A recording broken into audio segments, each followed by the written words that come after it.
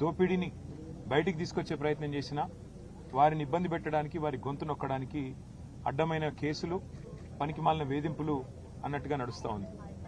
మా సోదరుడు మన్నె క్రిషాంక్ గారు విద్యార్థి ఉద్యమంలో ఉస్మానియా యూనివర్సిటీ నుండి ఒక ధృవతార మాదిరిగా ఆనాడు అప్పుడున్న ప్రభుత్వానికి వ్యతిరేకంగా పోరాటం చేసి, మరి పోరాటంలో ముందుండి నడిచి, తర్వాత క్రమక్రమంగా తెలంగాణ రాష్ట్రం వచ్చిన తర్వాత పెద్దలు కేసీఆర్ గారి ఆశీస్సులతో తెలంగాణ స్టేట్ మినరల్ డెవలప్మెంట్ కార్పొరేషన్కి చైర్మన్గా పనిచేసిన ఒక బాధ్యత కలిగిన సోదరుడు.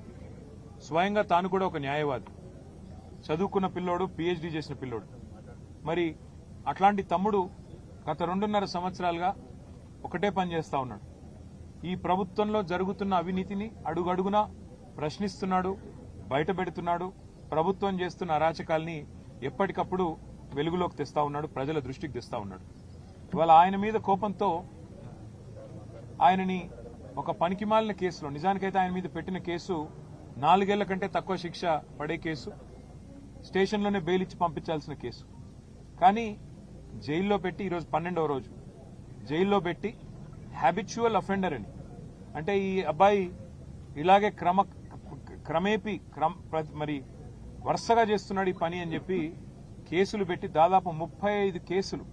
అవి కూడా ఏం కేసులు?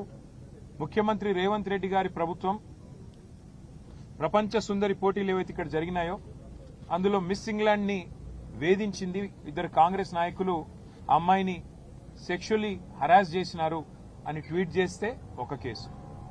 రేవంత్ రెడ్డి గారి అల్లుడు, వారి బినామీ కంపెనీలు, వాటికి సంబంధించిన భాగోతాన్ని బయటపెడితే మరొక కేసు. రేవంత్ రెడ్డి గారి బావమరిది సుజన్ రెడ్డికి అమృత్లో కాంట్రాక్ట్లు ఎట్లా ఇస్తారు, కేంద్ర ప్రభుత్వం మీరు కుమ్మక్కయ్యారు అని చెప్పి అది బయటికి తీసుకొస్తే మరొక కేసు. రేవంత్ రెడ్డి గారి ఊళ్ళో కొండారెడ్డిపల్లిలో ఒక మాజీ సర్పంచ్ సాయిరెడ్డి గారిని వీళ్ల సోదరులు భయపెట్టి భయభ్రాంతులకు గురిచేసి ఆయన చావుకు కారణమైనారు అని చెప్పి మరి బయట పెడితే దాని మీద ఒక కేసు.